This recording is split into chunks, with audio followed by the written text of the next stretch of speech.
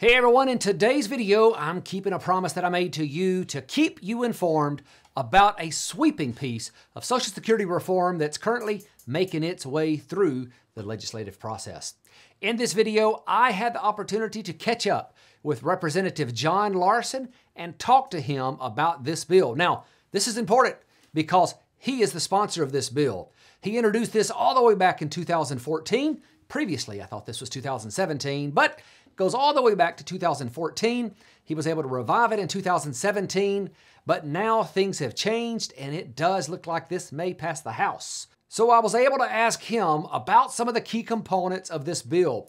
He did help to clear up some of my confusion, and I think you'll enjoy this interview. Now, I will tell you, it's a rather long interview. It's about 30 minutes. So carve out some time that you can sit back and listen to this because you will start to hear about this bill making its way. Once it gets through the House, then it has to go through the Senate. It's going to make news, and you need to understand what this bill is all about. With that, I'll go to the interview in progress with Congressman Larson. You've had the Social Security 2100 Act introduced for some time now, haven't you? That's right. Going back to 2014, actually even before that. But as I reminded our Republican colleagues the other day, when they were saying they were somewhat upset that it wasn't a bipartisan effort, I said, well, I welcome the bipartisanship, but for the last, 3 sessions, we haven't even been able to get a public hearing. Right. But yeah. I certainly welcome their interest, et cetera. So, yeah, in fact, when we introduced the bill, at that time, the current cap on Social Security was $114,000, and now it's $133,000, which shows you how it's grown just over the years. Well, it certainly has. Whether this is the perfect bill or not, it's really the only substantial change that we've even seen proposed that's been serious since 1980s. So, right. I think it's, Nancy Altman from Social Security likes to say that Social Security hasn't been enhanced for more than 50 years. And certainly since 1983, when Tip O'Neill was Speaker and Ronald Reagan was president, was the last time that Congress substantively worked on Social Security. Even then, because of a lack of indexing and a lack of projecting out to the future, it was not sufficiently solvent, as the actuaries say, beyond 75 years. And of course, this proposal is, and we have the only bill out there that has an actuarial report from the nonpartisan Social Security actuaries that said, in fact, it does what it says it does, enhances benefit, and is solvent beyond the 75-year period, hence the name Social Security 2100. Perfect. So I'd like to jump into some of these individual components of this if I could. There's about 6 things that I think are the big changes that's been proposed under this, although I know there's a few others that's within the proposal. But first, let me ask you this. Why do you think this time, here we are in 2019, what's different?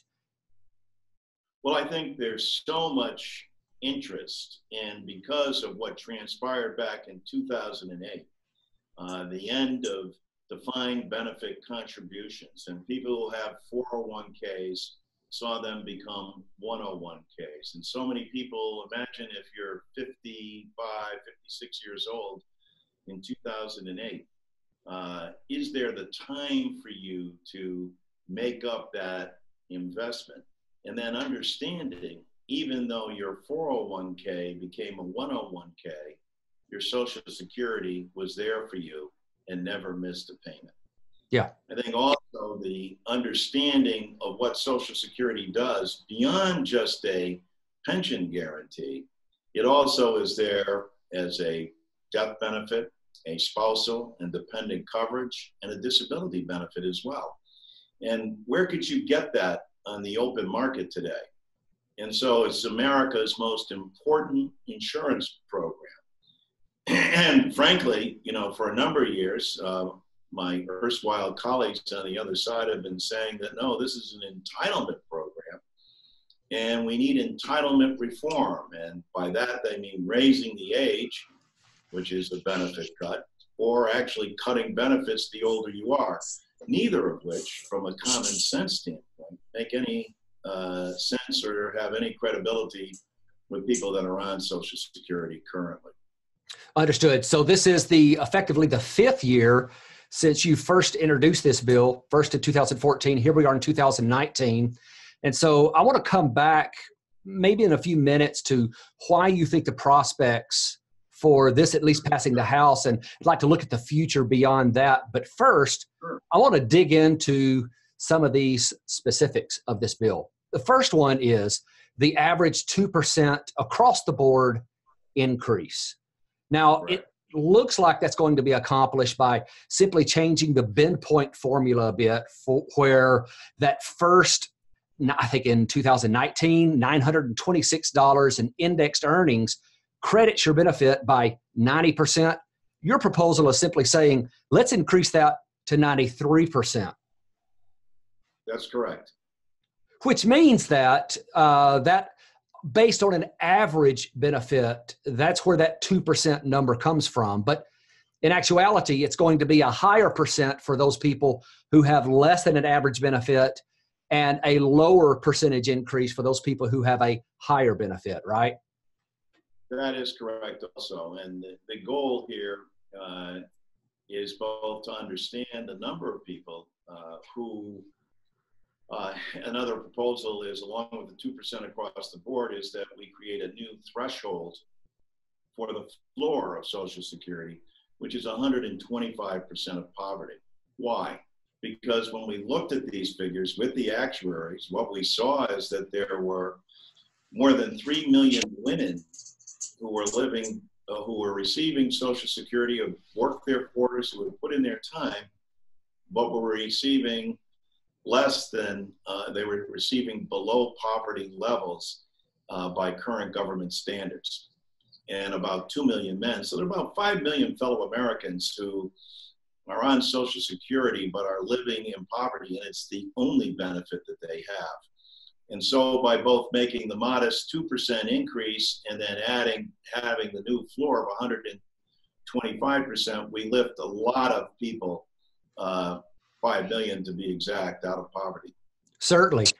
And the minimum Social Security benefit is something that a lot of people simply aren't familiar with. But, we're looking at somewhere in, I think it's 2018, $872.50 is the current minimum.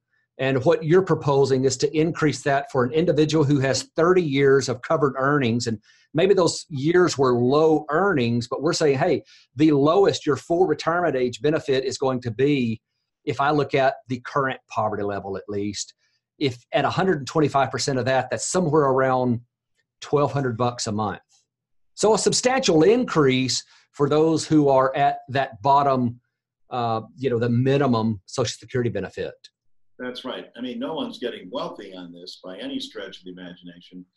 And also, the economists that we've talked to have said, and that money goes right back into the economy, because these are individuals that are expending that money because they need it for their existence.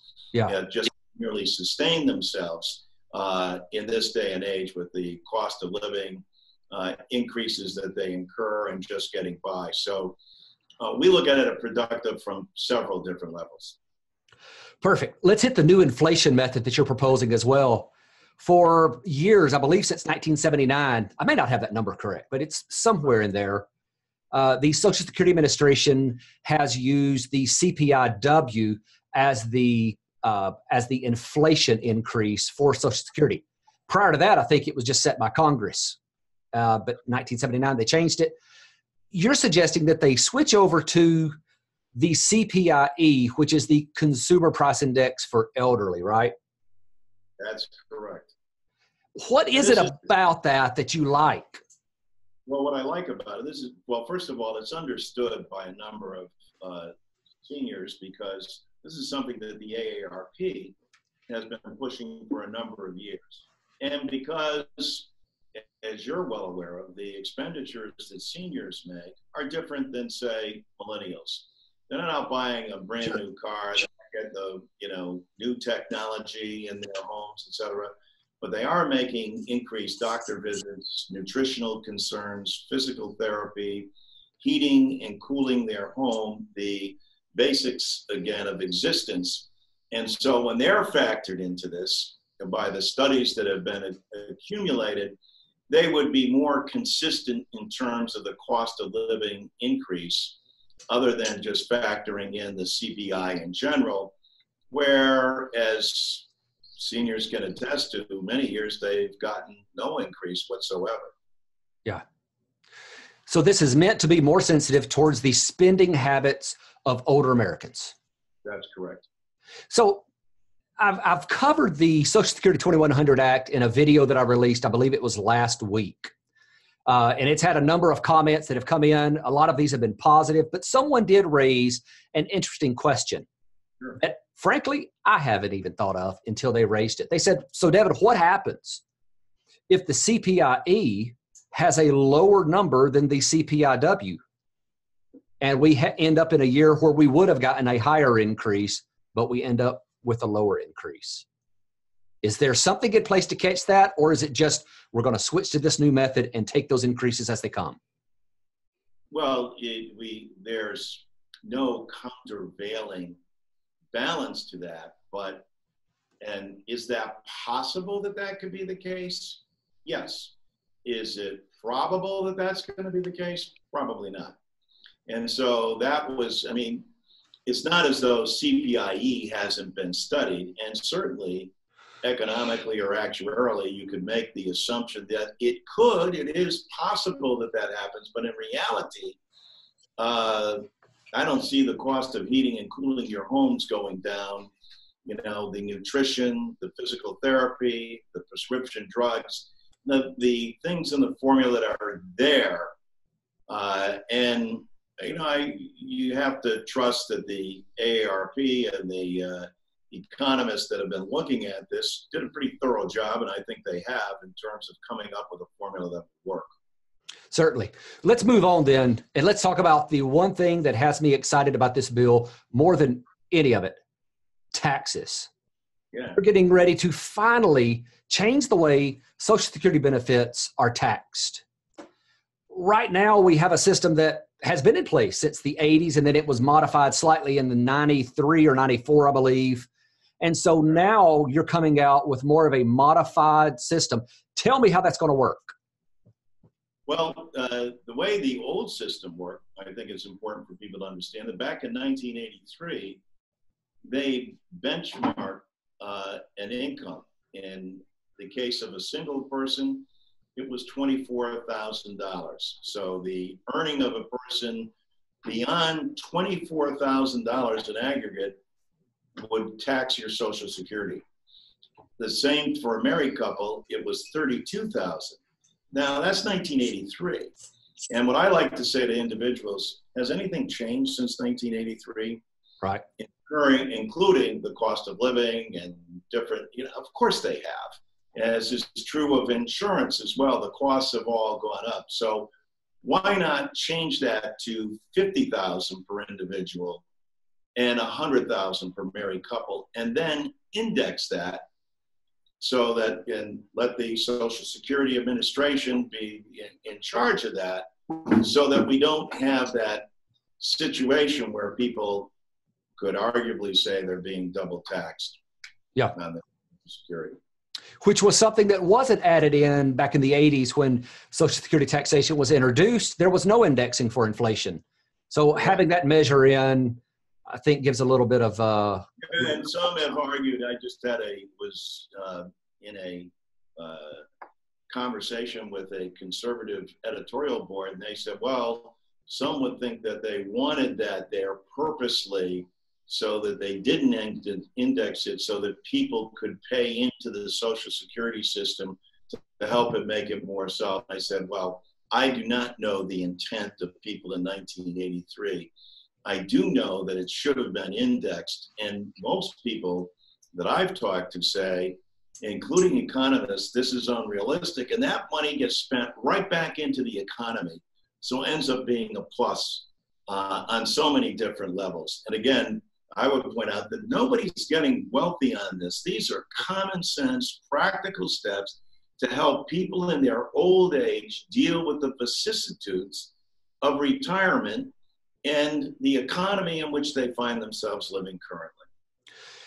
So in the 2018 Social Security Trustees Report, it shows, well, this wasn't the Trustees Report, I don't believe. It was on the Social Security website, that $38 billion came in during 2017 in Social Security taxes, which was returned back to the trust fund. I haven't seen yet any of the data that shows what kind of revenue will be produced off of this sort of tax schedule. Do you have anything that speaks to that? What I do have is the Actuaries Report.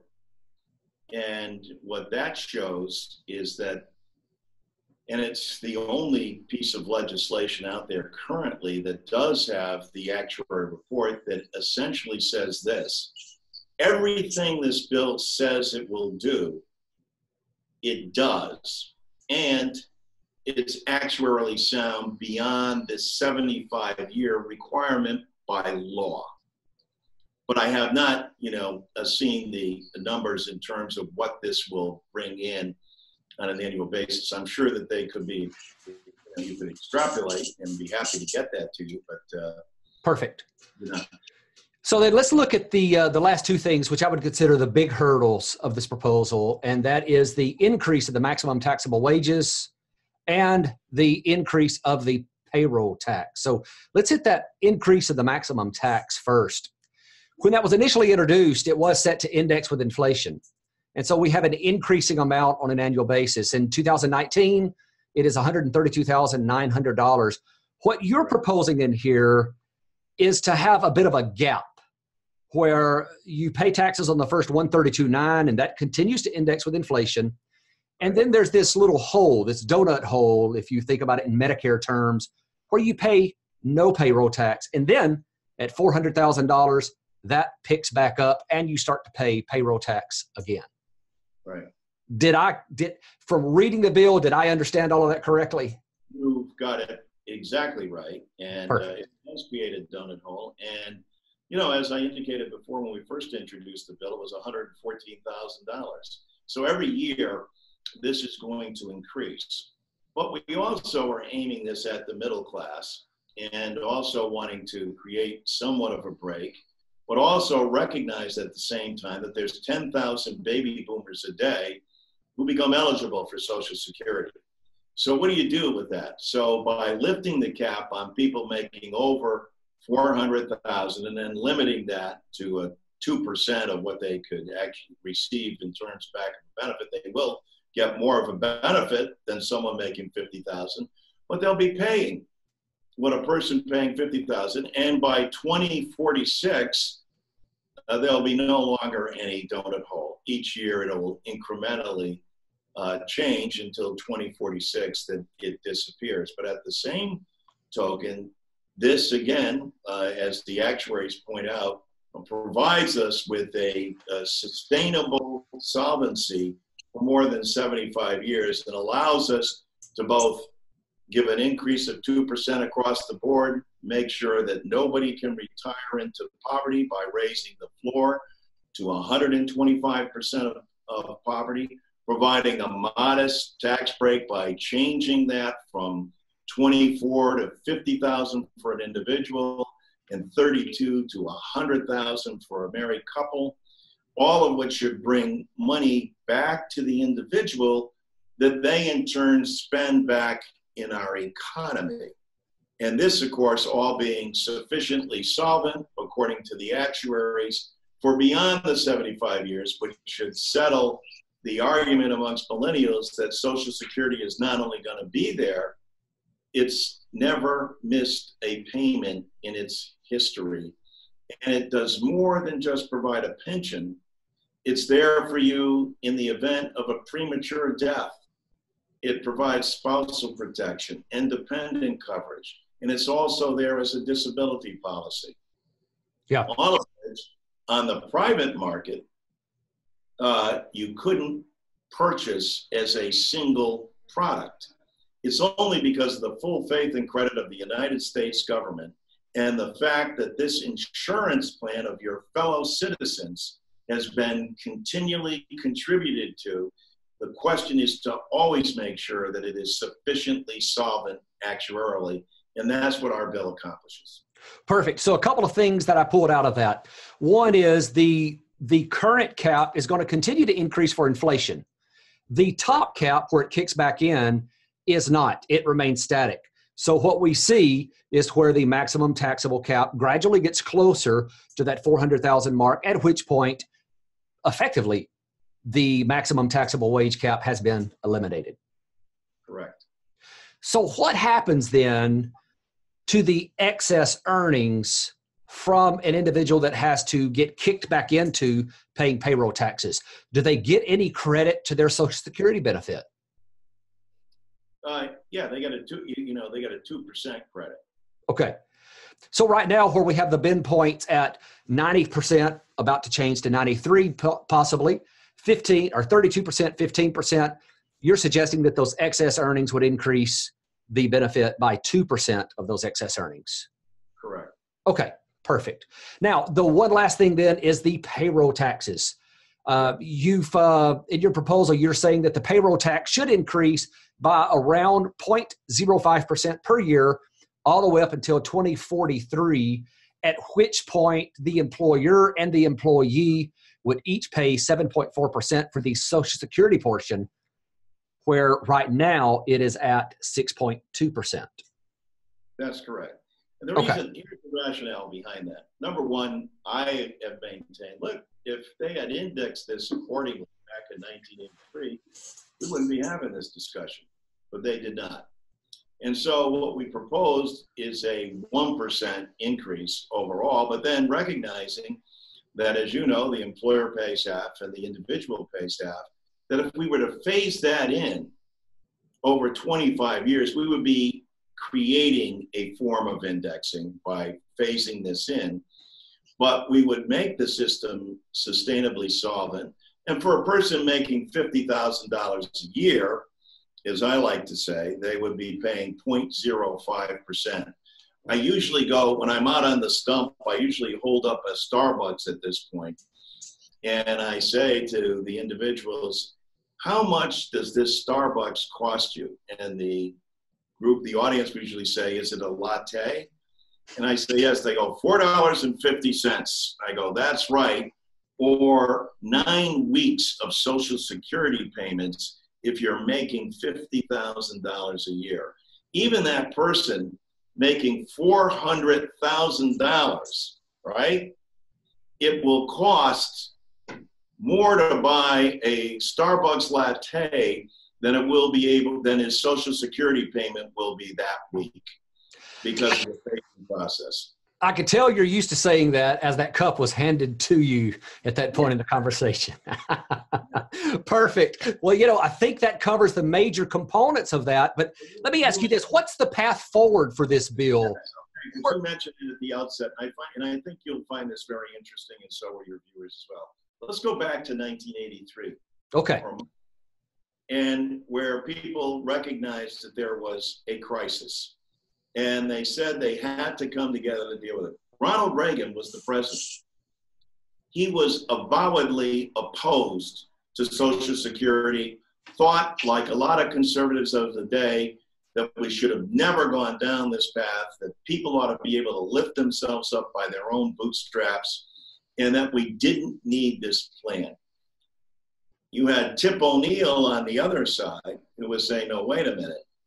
This has been a lifeline to so many Americans, and we learned a valuable lesson after the Depression. And in fact, Democrat and Republican presidents, including Eisenhower, who knew the GI probably as well as anyone, that they were going to need this kind of support, that they needed this kind of help. And so what happened ultimately is that Tip O'Neill and Ronald Reagan engineered the ultimate compromise that led to the Social Security Act of 1983 that everybody so proudly boasts of. Well, let's fast forward to today. Well, in 1983, Howard Baker was the Senate Majority Leader, a Republican. Today, Mitch McConnell is the Majority Leader in the Senate, a Republican, except Mitch McConnell has one fewer senator than Howard Baker had back then. Now, Tip O'Neill had 266 members of the House, but they made this bipartisan. They worked at it. Nancy Pelosi, on the other hand, has 235 Democrats. But Donald Trump has already taken a very favorable position with regard to Social Security being an earned benefit, not an entitlement, and something that he would not cut. And when cornered by 16 Republicans in the heat of the debate, he stood his ground. And so we think that Donald Trump is predisposed to want to work this out because he understands this, he's written about this, and that the influence of a House where we think we are going to get bipartisan support, Mark Meadows, a Freedom Caucus member from North Carolina, talked openly in the press about his mother, talking about the importance of Social Security and recognizing that it can't be cut.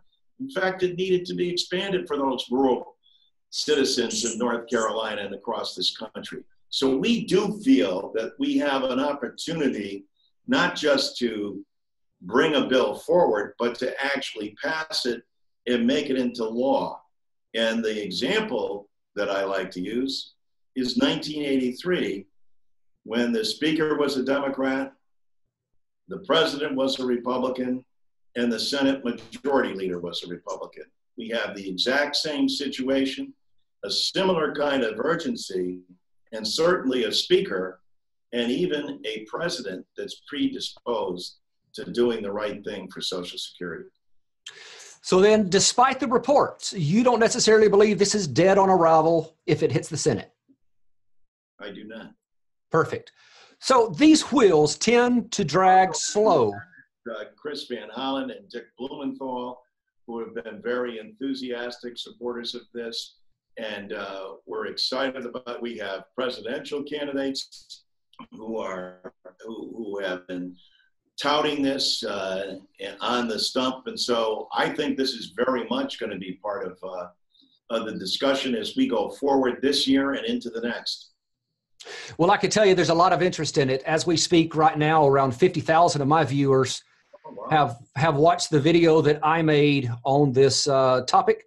And you know what? Most of them have stuck around for the entirety of the video to find out what's going on, because I think everyone, regardless of their conservative, liberal, whatever it may be, recognize that something needs to be done. And, you know, for that, I can applaud you, whether it's the bill I personally agree with or anyone agrees with, it's movement in the right direction.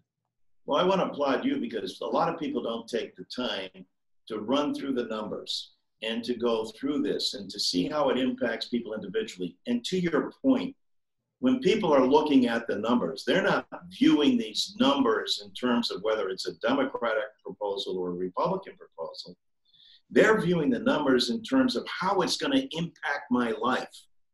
And I think when Americans look at this up close, they understand what previous generations have before them, how vitally important this is. And when we look at the disparity in income in this country today, it's not different than it was in the 1920s, late 1920s and 30s, in terms of what people are receiving at the very lower end of the income stratas, and why this plan and Social Security in general is so important to all Americans. It's an insurance that they've paid for and keeps this country together, allows people to continue in a entrepreneurial area to take the kind of risk that they can, that will give them great opportunity for unbounded wealth as far as their imagination and mind will carry them, and yet is a protection there from people who can get caught up through no fault of their own in the vicissitudes of life and in the kind of structure and system that we live in. So then give me your best guess. Timetable on seeing this bill progress. Well, we're hoping that this bill will go, we're committed to a public hearing process. Unlike the tax bill that had no hearings whatsoever, we want to make sure that Social Security gets ample hearings and an opportunity, we think, to draw more people in to a common sense solution, to actually engage the president. And I think it's the president's engagement that's going to make this, that gives this an opportunity in the Senate to take hold, just like it did with Ronald Reagan and Howard Baker. And with 22 senators on the Republican side alone up for re-election in 2020, the grassroots notion and the further education of people through videos like yours and the contacts and your blog and your piece that you're putting out, I think is going to be the grassroots movement that allows this to become law. Perfect. Well, Congressman, I'll certainly be watching this as it moves through the process.